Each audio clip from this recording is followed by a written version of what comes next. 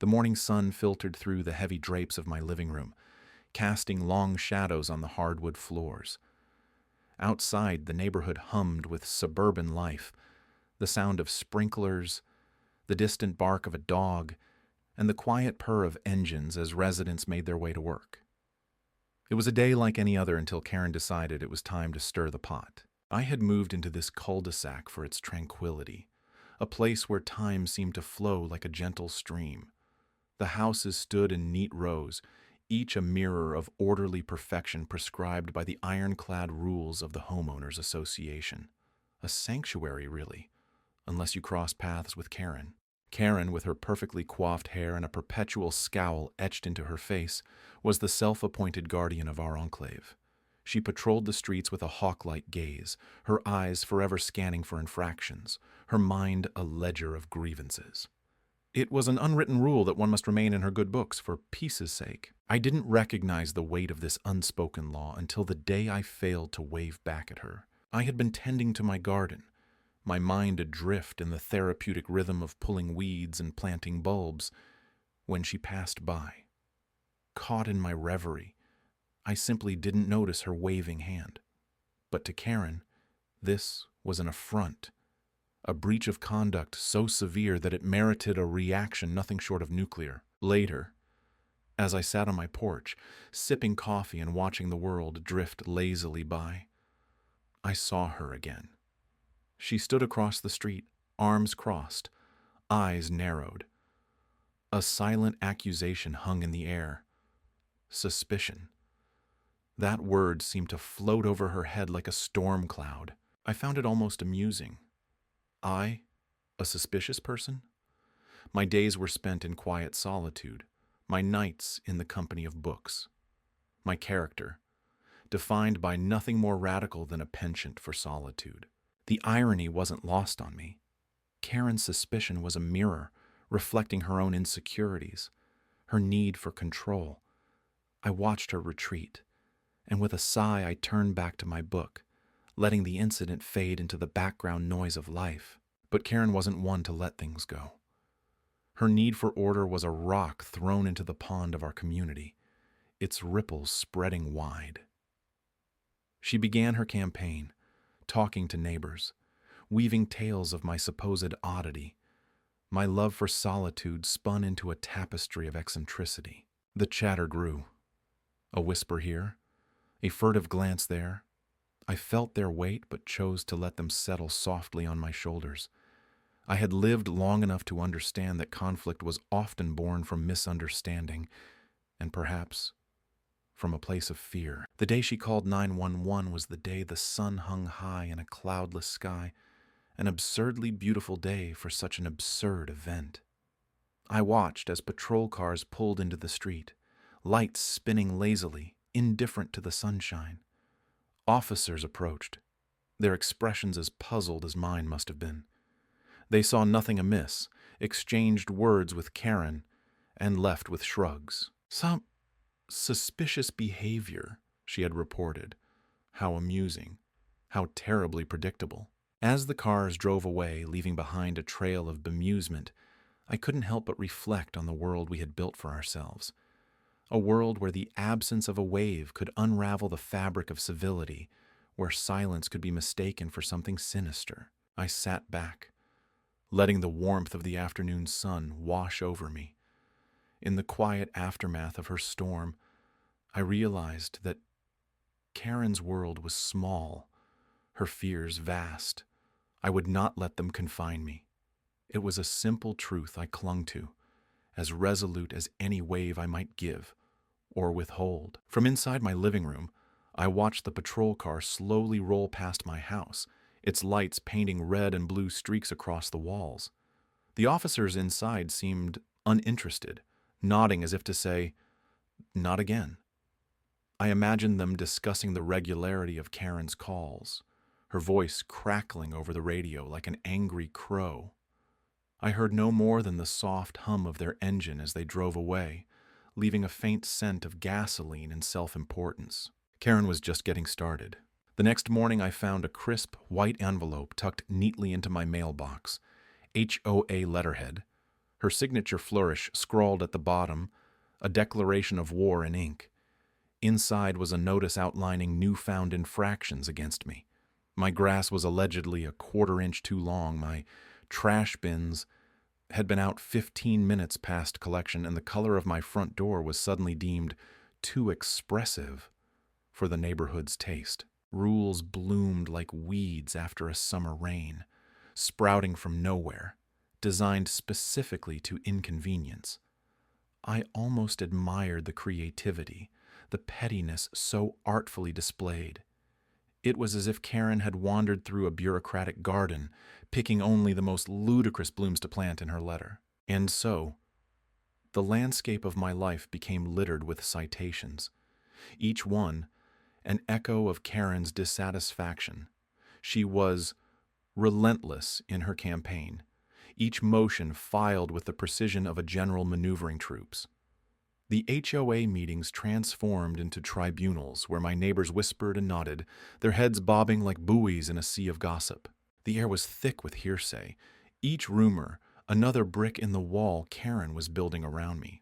Once, at the grocery store, I overheard snippets of conversation, a pair of women leaning conspiratorially over their carts. "Did you hear about the wave?" one said, eyes wide with disbelief. I lingered by the canned goods, pretending to compare labels while catching fragments of their dialogue. Didn't even acknowledge her. Suspicious, they say. Their words held no weight, floating away like dandelion seeds, but still they settled around me, imperceptible yet persistent. It became a lesson in patience, in observing how far one woman could stretch the boundaries of absurdity. My resolve was a quiet stone, unyielding beneath her tidal wave of grievances. I took to documenting each citation, each rule she bent in her favor, compiling evidence of her obsession. Every letter, every note, a testament to her increasing desperation for control. One evening, as the sun dipped below the horizon, I sat on my porch. The sky painted itself in hues of orange and pink, a welcome distraction. Across the street, Karen's silhouette flickered behind her curtains, a moth drawn to her own flame of self-righteousness. I wondered if she realized that in her pursuit to change me, she had become the spectacle she sought to condemn. I laughed softly, the sound swallowed by the evening air. Irony, like revenge, was best served quietly. I sipped my tea, savoring the warmth as it unfurled through me. In this silent battle of wills, I found a curious satisfaction. Karen's warpath was far from over, but I had patience, and a quiet growing certainty that sometimes the best responses aren't loud. They're simply not waving back. The sun was slipping behind the horizon, casting long shadows across the cul-de-sac. I sat at the kitchen table, the soft hum of the fridge punctuating the silence. A single light bulb flickered overhead, casting a dim glow that was just enough to illuminate the stack of documents in front of me. Each piece of paper was a carefully curated artifact, meticulously organized, a testament to every instance Karen had crossed the line. I had started documenting everything after her first visit, clipboard in hand, to tell me my lawn was 1 inch too long. I thought it was just a quirk, a neighbor with too much time and too little sense. I didn't expect it to turn into a saga of constant intrusions, notes on my car windshield, letters slipped under my door, and last week, the crescendo. Her call to 911 because I hadn't waved back while retrieving my mail. It was absurd, ridiculous even, but Karen's sense of authority was as unyielding as the summer heat that wilted the roses in my front yard. And she thrived on it, feeding off the discomfort she could orchestrate around her. I knew I had to be careful, subtle, like a whisper carried on a gentle breeze, unnoticed but felt. Karen operated on a frequency of overt confrontation. I planned to counter on a band she couldn't perceive. The first step was to gather allies. Quietly, of course. A nod here, a smile there. Casual conversations with neighbors who had shared tales of their own Karen encounters. The HOA might have been her kingdom, but I was building my own coalition, one neighbor at a time. As her harassment escalated, so did my resolve. In the evenings, I sat by the window, a silent observer, chronicling every absurdity. Footsteps echoed through the hallways of my mind as I wandered through memories of past injustices. Each was another tally mark on my crusade for sanity. Then came the subtle counter. I spent weeks crafting a proposal for the next HOA meeting. It was innocuous on the surface, a suggestion to streamline and clarify community guidelines. But beneath its veneer, it championed transparency and fairness, principles that would limit Karen's reign of pettiness. The meeting loomed like a storm on the horizon. I walked in, the proposal tucked under my arm, heart pounding a steady rhythm of determination. The room was half filled with neighbors, some curious, others wary, all with their own Karen stories. Karen sat at the head of the table, her eyes scanning the room, assessing, judging. I watched her, calm and collected, a chess player ready to make the opening move. The tension was palpable. My hands shook slightly as I laid out the proposal. Words flowed like a river, clear and purposeful. A few skeptical glances were exchanged, but the tide was turning. People nodded along, the undercurrent of agreement swelling with each point made. And then, the moment.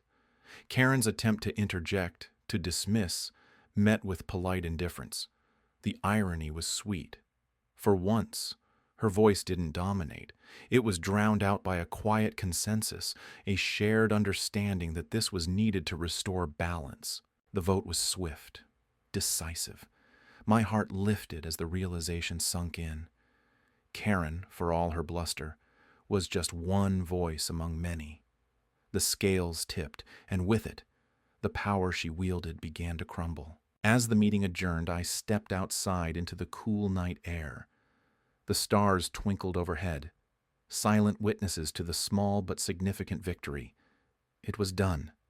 A subtle counter, executed with precision and patience. I walked home with a renewed sense of peace, knowing that sometimes the most effective revolutions start not with a bang, but with a whisper. The morning after Karen's latest spectacle, a stubborn mist clung to the neighborhood like an unresolved grudge. I watched it curl around the hedges, a half-hearted embrace. My coffee was hot, its steam mingling with the chill outside as I peered at the scene from behind my kitchen window. The familiar houses lined up in neat, judgmental rows, each a silent witness to yesterday's drama. Karen's whistle-blowing antics had left a sour residue. Her voice, shrill and insistent, had echoed through the night like a siren set on a loop. I couldn't shake the image of her pointing, the wild accusation in her eyes, convinced that my simple failure to wave was a harbinger of neighborhood doom. The absurdity of it weighed on me, a pebble in my shoe. The phone call I made was brief, unadorned by emotion. A quiet voice on the other end assured me my concerns were being documented. Legal steps, taken like pawns in a chess game, slow and deliberate. I envisioned each word spoken like a key in a lock, a quiet click that promised eventual opening. I practiced patience. In the days that followed, I watched from the periphery, an observer in an arena of someone else's making. The neighborhood meeting was called, a genteel gathering simmering with barely contained tension. Faces turned like sunflowers tracking an uncomfortable dawn. Karen stood at the center, her gestures wide, commanding attention.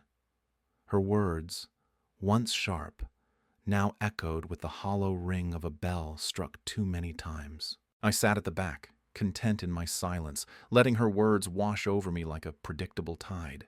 I could see her eyes darting, searching for affirmation, her authority fraying like an old flag in the wind. The letter arrived on a Tuesday, tucked innocuously between bills and advertisements, its weight heavier than the paper should allow. A formality, yet potent in its simplicity. The words were crafted with care, the kind that speaks volumes in silence. Cease and desist. A mantra repeated in legal lexicon. Karen's name, printed with an elegance that belied the document's gravity. I imagined her receiving it, the shock a swift cut through her routine. Her world, so tightly bound by her own rules, now loosened just a fraction. A pebble dropped into still water, ripples unfurling with deliberate grace. As the days passed, the neighborhood resumed its rhythm, yet subtly altered. Karen's presence, once a looming shadow, receded.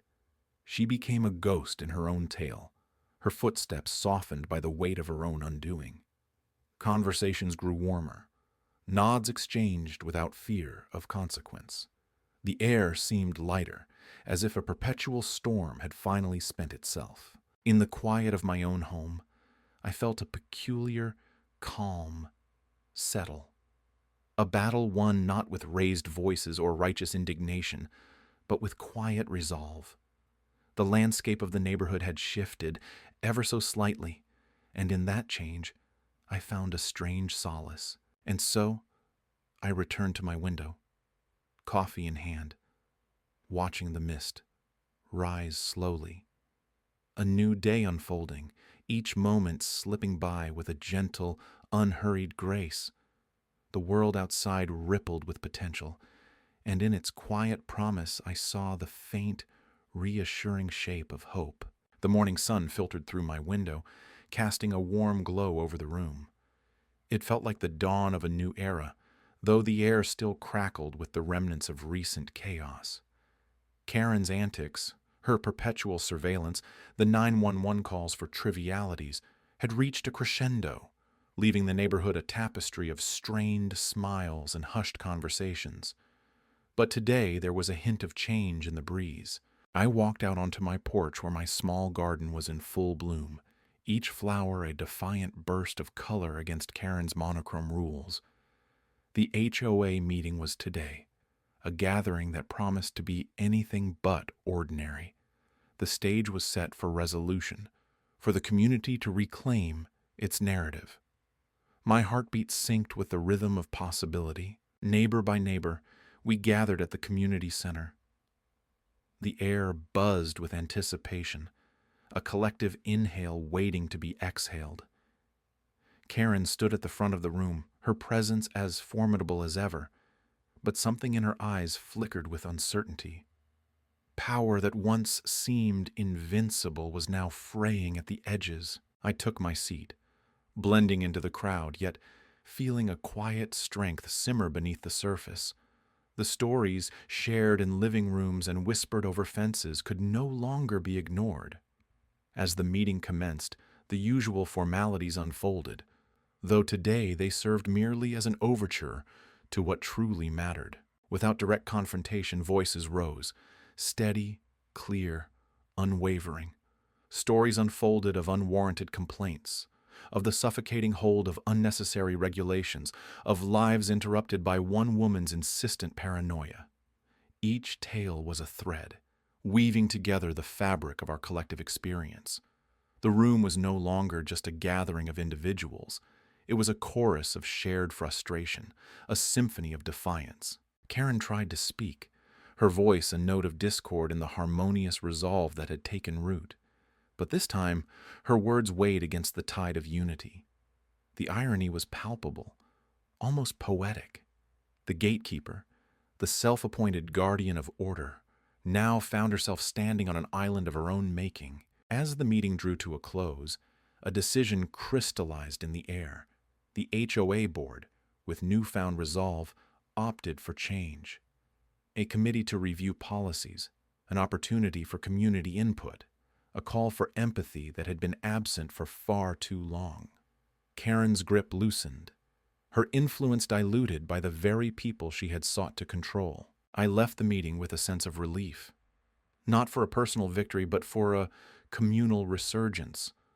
The neighborhood, no longer a stage for one woman's theatrics, now had the chance to breathe, to flourish unencumbered by the weight of unyielding scrutiny. Back home, the street buzzed with a newfound energy. Neighbors lingered outside their houses, exchanging smiles and nods. A wave, genuine and warm, flowed from one end of the street to the other. As I stood on my porch, I realized that sometimes the most powerful revolutions are quiet, born from a refusal to remain silent. In the end, it was not the absence of a wave that was suspicious, but the absence of understanding and trust. And as the sun dipped below the horizon, I felt a sense of peace, knowing that community had prevailed over division.